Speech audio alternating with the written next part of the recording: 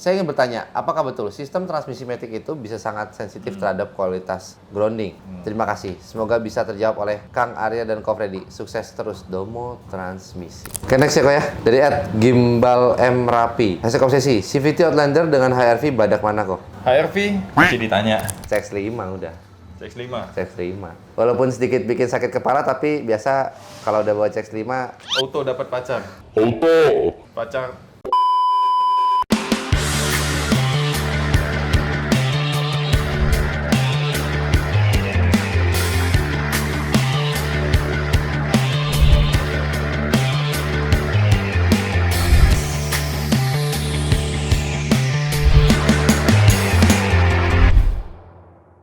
kembali lagi di channel YouTube Domo Transmisi di Obsesi, obrolan seputar transmisi episode 78.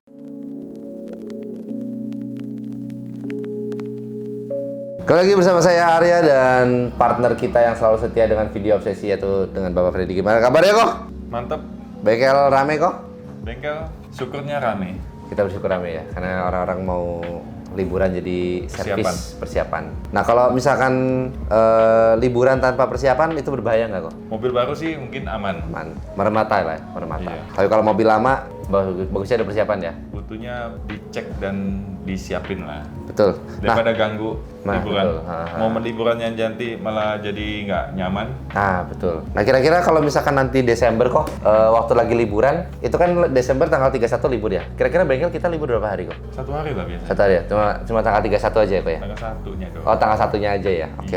Oke, kalau seperti itu, jadi buat teman-teman yang punya kendala nanti waktu liburan, bisa langsung hubungi Domo Transmisi ya, karena kita cuma libur 1 hari di tanggal 1-nya, jadi no worry lah ya. Oke, kita langsung masuk aja ke obsesi guys. Untuk orang-orang yang bertanya hashtag obsesi, itu kita akan selalu mengundi 2 orang guys. Nah, sekarang gua akan membacakan 2 pemenang dari Obsesi 64. Nah, untuk 2 orang yang beruntung ini silahkan hubungin admin ya. Nanti boleh divalidasi bahwa akun tersebut adalah milik kalian. Nanti kita akan kirimkan merchandise, oke? Nah, untuk orang yang pertama berada dari akun pertama. Oh ya, dari pemenang pertama. Sorry, nge-lag. Orang pertama. Untuk pemenang pertama ada dari akun @madebambuang. Hashtag obsesi. Salam sejahtera, salam sehat. Koh, salam. Kenalkan, saya dari Palu, Sulteng. Saya punya Fortuner 2018. TRD Matic 77.000. Baru ganti oli Matic 1 kali. Itu harusnya sudah berapa kali ganti oli Matic kok? Kenapa tidak buka cabang di Palu kok? Thank you Domo Transmisi, obsesi. Salam sehat. Nah, Palu nih kayaknya kita nggak ada rencana ya kok buat buka di sana ya. Tapi buat teman-teman yang punya duit nganggur, itu bolehlah hubungin kita. Nanti kita bermitra lah. Jadi kita buka franchise di sana. Nanti sambil teman-teman kita bantuin dari kita support ya dari segi kontennya, marketing, terus operasional, sistem keuangannya juga ya sama kan ya. Nggak usah takut lah buat teman-teman tinggal di Palu, boleh hubungin kita aja. Oke. Itu untuk akun yang pertama ya dari Made Babuang, boleh langsung hubungin admin. Untuk pemenang kedua ada dari @bokoboko6095. Hashtag obsesi. Kang Arya dan Ko Freddy mau tanya dong, transmisi CVT dan AT lebih gampang mana yang diperbaiki jika ada kerusakan yang berat, dan lebih mana range harga pergantian partnya serta servisnya. Nah itu untuk dari Boko 6069, langsung hubungin admin ya untuk validasi akun tersebut. Oke, kita langsung masuk aja ke pertanyaan obsesi yang pertama dari @paskevin. Hashtag obsesi. Waktu mobil saya Sirion 2013 AT habis ganti aki, tiba-tiba shiftingnya jadi kasar dan RPM naik terus sendiri. Ternyata cuma kabel ground ke bodi agak longgar. Setelah dicek dan dikencangkan, semua kembali normal. Saya ingin bertanya, apakah betul sistem transmisi matic itu bisa sangat sensitif terhadap kualitas grounding? Terima kasih. Semoga bisa terjawab oleh Kang Arya dan Ko Freddy. Sukses terus, Domo Transmisi. Ini pertanyaan bagus. Yuk. Oke, Pas Kevin. Bahas. Kita langsung jadiin ini juga pemenang di video obsesi 78 ya. Jadi untuk Pas Kevin langsung hubungin admin juga. Ini karena pertanyaan bagus, langsung kita kasih hadiah nih. Anget ya? Anget, ngomong masih anget. Oke, Pas Kevin langsung hubungin ya buat dapetin merchandise ya. Ini gue mau bahas sedikit ini. Kenapa grounding itu penting di dalam transmisi? Oke? Gini aja, kita flashback sedikit. Dulu kita bongkar Matic Calia. Oke? Matic Calia 2 VPTi. Kebetulan mountingnya yang sebelah kiri itu pecah. Oke, kita ganti mountingnya sekalian. Oke, transmisi sudah oke, mounting fisiknya jelek, udah patah kan. Kita ganti. Habis itu kita rapiin semua, tes normal. Kadang lagi jalan, tiba-tiba kita matiin, kita nyalain lagi, nggak mau nyala. Kontak on, tapi dinyalain nggak mau. Cengenges pun nggak ada, nggak mau. No. Nggak mau starter, nggak mau nyala. Bingung, inhibitor nyala, kita cek, buka, setel lagi segala macam. Normal semua, nggak ada masalah. Buka body valve, cek, semua normal, nggak ada masalah. Tahu apa masalahnya? Habis ganti mounting, di situ ada kabel ground di situ. Mounting ini ketutupan sama catnya tebel. Oh. Oke, ground itu kayak nggak kena karena ketimpa sama cat. Jadi dia kayak nggak dapat arus ground. Matic nggak mau starter, nggak mau on mobil. Jadi dia kayak ngebaca, ini kayak tuas kayak nggak di posisi P, makanya kita buka inhibitor. Atau kita tuas nggak di N, nggak di P kan nggak mau nyala kan. Nah, jadi perkara ground ini penting karena apa? Ya ini efeknya. Terus apa yang kita lakuin? Mounting tadi kita buka, cuma kita kasih kikir aja, kasih amplas tuh. Catnya biar kita lepas, lotokin tuh yang di bagian ada kabel groundnya. Udah dilukain, pasang, normal sampai hari ini. Nah ini jadi pelajaran sebenarnya. Kenapa ground itu penting, ya kan? Karena memang ada plus, ada arus, ada juga ground arus. Apalagi di sistem transmisi Matic. Kalau manual ya nggak ribet, dia nggak butuh begitu. Kalau di Matic penting. Duh, jadi mobil-mobil yang ada kabel ground itu cuma mobil Matic kok? Enggak lah, mobil biasa juga ada kabel ground. Oh, oke. Cuma kalau di manual, lu kabel ground ibaratnya nggak ketimpa sama cat aja ya nggak ada masalah. Nggak masalah. Cuma kalau Matic dia memang nggak bisa. Dia butuh itu.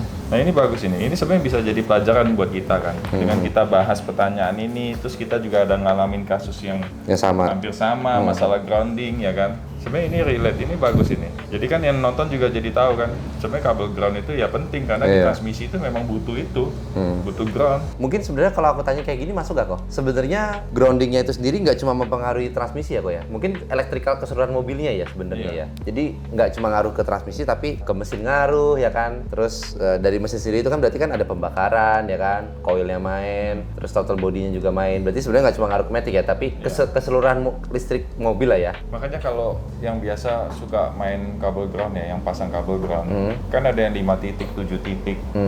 Contohnya lu buka mobil gua tuh. Iya, ada kabel ground. Kabel ground. Gua pakai berapa? 7 titik itu kalau nggak salah. Ya udah di blok pasang, ya kan? Throttle body pasang, alternator pasang, transmisi pasang. Pokoknya banyak ya bagus. Apalagi kabel groundnya harus yang tebel, yang gede, jangan yang kecil, lembek-lembek sama aja. Ya, tapi tetap lebih bagus dibanding nggak pakai. Ya ada tambah, ada oke lah, ada bagusnya lah. Kabel ground yang bagus, yang gede, yang tebel tuh. Oke. Next ya kok ya. Dari lu ketik Yuniarni 4402. #obsesi. Kok baru beli Suzuki hatchback 1,4 2020 second. Apakah ada tips perawatan Matic di KM 80.000? Thanks. Baleno ya hatchback ya? Waktu itu gue sempat nyari, tapi nggak jadi. Sekarang udah nggak dilirik. Tips perawatan Matic KM 80 ribuan. Simpel aja lah, pasti oli Matic ya kan? Filter Matic ganti lah. Terus apa lagi sih? 80.000. Kalau nggak ada kendala ya harusnya cukup itu aja ya. Iya benar. Tapi kita lagi nungguin Baleno hatchback nih kok, karena HRV 2016 sudah masuk, Wuling 2019 sudah masuk, Alphard 2000 sekian juga udah masuk, Ribbon juga tahun segitu udah ada yang masuk. Ini Baleno hatchback nggak masuk ini, kita masih nungguin ini. Dulu pernah masuk, tapi masalahnya cuma konverter waktu itu, ingat nggak? Lupa ya? Ada warna putih. Cuma konverter doang, tapi kalau bongkar Maticnya jarang mobil ini bandel. Lihat aja teman-teman kita mau di Malaysia, mau yang teman kita yang di Bogor juga sama aja. Jarang kan punya problem di sini, jarang terima mobil Suzuki Baleno untuk bongkar Matic. Memang basicnya Maticnya yang bandel ya. Suzuki ya bandel-bandel lah. Gila sih. HT-nya ya.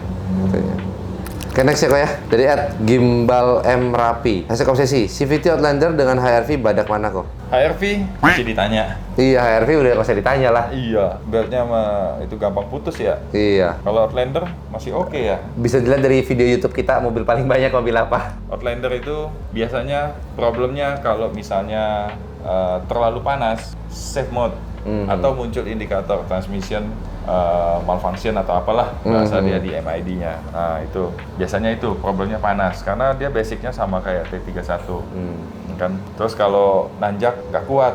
Oh iya. Nah itu udah ciri-ciri problem. Tapi kalau ngomong belt putus, kita belum pernah ketemu lah. Iya. Outlander belt putus gitu. Bodinya juga nggak gede-gede amat kan. Iya. Itu lagi ada satu kita. Itu kan kasusnya dari mobilnya CVT coolernya jebol ya. CVT cooler jebol. Baru merambat ke yang lain-lain. Oke, next ya dari Aziz Saputra 9432. Ko Freddy. Anjay, ini yang tanya Ko Freddy nih. Anjay. Rekomendasi mobil pertama Matic dan badak untuk budget 150 juta dong. Terima kasih. Oke bang, Pego Tiao ya. Nih. Baik, Hotel. Pertama, lu mau cari yang badak buat mobil pertama. Kalau mau buat banyak penduduk, Oh ya. isinya banyak, lu pilih Innova deh, Innova. Diesel, bensin, dua-duanya oke. Diesel dapat ya? Diesel Dapet sih lah. harusnya dapat. Cari 2008. ya, cari yang tahun-tahun lebih tua lagi. Ah, Pasti ada lah 2008. 150 lah. Dapat. Cuma harus lebih pinter ya pilih kalau yang diesel. Soalnya banyak mesinnya udah problem. Udah sehat ya? Udah ngopos, ya. Kalau bensin malah yang cakep-cakep masih banyak. Innova bensin atau diesel, oke. Yang kedua, Fortuner dapat. Kalau nggak penting soal Bensin? Hajar. Bensin, hajar. Mesin 2 TR. Oke itu. Bandel. Kan badak kan? Mobil pertama badak, budget Pegotial, oke. Terus kalau misalnya seneng mobil agak kecil, S-Cross Joe. Anjir. Yang waktu itu gue pengen facelift ya, yang facelift ya. Kalau bisa ambil yang facelift. Ingat deh, kalau beli mobil kalau ada yang facelift, mending yang facelift. S-Cross yang facelift, jadi sekitar tahun 2017 punya. Nah itu cakep, modelnya cakep, bandel, oke. Baleno hatchback bisa, adik sepupunya, kecilan dikit, oke. Terus apa lagi? Bakpao. Oh ya. Nah, bakpao tapi ngambilnya yang facelift. Tapi Bapak memang masih kembali banyak. Masih sisa. Kembali banyak. Oke, paling tahun 2012 itu sekitar 110 paling. 110-an lah ya, 110-an tergantung kondisi, oke. Kalau bisa ngambilnya yang tahun 2012 atau 13. Itu cakep, yang facelift, oke. Terus kalau misalnya pengen sedan, ini nih XP50 Camry. Iya. Ini badak, bandel, jarang rusak ya kan. Terus kalau mau yang nyaman, MPV nyaman, Odyssey RB3. Oh, iya. Alamak cakepnya. Odyssey. Ya kan? Jok belakangnya bisa dilipat rata lantai. Sampai tengah ya, dari belakang sampai tengah ya. Iya. Jadi oke, itu menurut kita budget 150 juta. Lo ada yang mau lu tambah nggak? Nggak ada persiapan lagi. Stereo. Enggak anjir. Sisa banyak bisa swap engine. Anjir. Sebenarnya gitu Pak. Mungkin kalau budget 150 juta yang tadi belum disebutin itu, kenapa tidak ada yang merekomendasikan R3? R3 kan juga bagus kok, ya kan? Boleh, Kita boleh, lupa R3.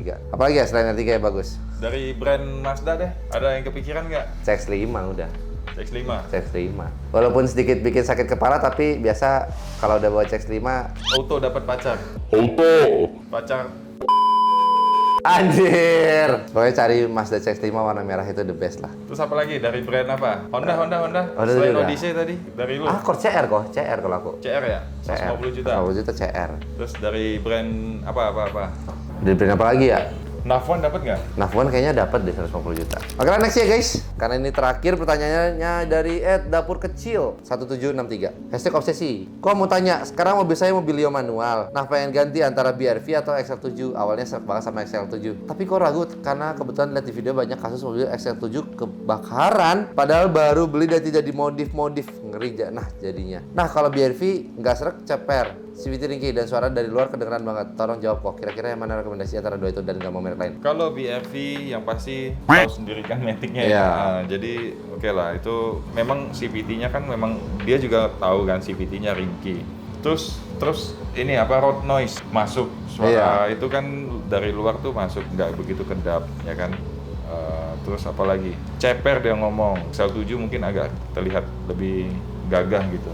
Kalau misalnya pertanyaan ini gue yang jawab, gue pasti akan pro-nya XL7 ya. Iya, kan? betul. Nah, karena satu, gue nggak gitu suka transmisi CVT, oke? Gue lebih suka transmisi AT konvensional. Itu udah jelas pasti XL7. Gue udah pernah pakai R3 sampai hari ini pun masih pakai R3. Itu gue udah pakai 10 tahun dari 2015. Itu beli dari baru. Sampai hari ini pun gue puas pakainya, oke? Kalaupun mau ganti R3 itu ya kalau masih mau balik Suzuki ya pasti pilihannya gue lari ke sini XL7 karena gue udah tahu pakai R3 itu nggak bikin kantong bolong gitu. Iya, loh. benar-benar. Nah, nggak ngerongkrong lah ibaratnya. Oke, ada kasusnya kebakaran XL7? Ada kok, ternyata kok. Ada ya? Ada. Ini aku cari-cari dari Habis modifikasi lampu nggak? Nah, jadi kalau misalkan kita lihat beritanya tuh ada di Batam ini 2 hari lalu ada. Terus XL7 yang terbakar ini bener itu tapi di tahun 2024 kok. Terus ada juga yang di XL7 di Suzuki Sunter 2 minggu lalu itu diduga karena ada modifikasi elektrikal dah. Biasanya ya, sejauh ini nggak tahu ya, gue jarang sih ketemu mobil kalau masih standar ting-ting punya kasus untuk kebakaran akibat elektrikal ya. Jarang sih. Kalau kita lihat juga mobil juga masih terbilang baru kan, betul. kan XL7 kan. Kalau mobil masih standar ting-ting, apalagi kalau misalnya lu beli baru, lu nggak usah khawatir lah. Iya. Nggak usah khawatir. Kalau ada rezeki tinggal tambah asuransi. Anjay. No worries. Iya. Ya, jadi hilang satu beban kan? Yang pusing juga asuransi. Benar-benar. Tapi kita hindarin yang namanya modifikasi elektrikal. Bukannya ngelarang ya, Benar. tapi kita harus pertimbangin plus minusnya. Mungkin lu pakai elektrikal lampu yang stylish macam-macam itu lu jadi pusat perhatian. Ya kan? Tapi satu sisi ada resiko. Nggak aman mobil lo. Iya.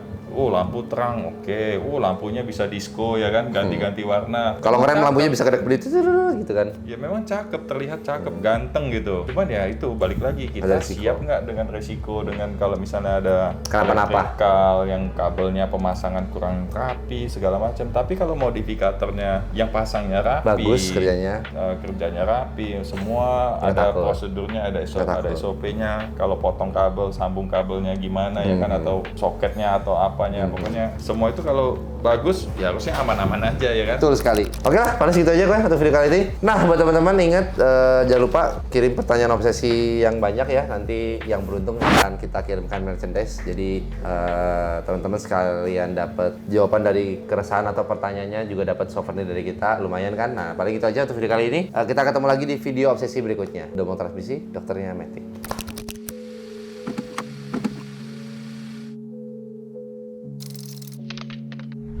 Domo Transmisi, dokternya Matic.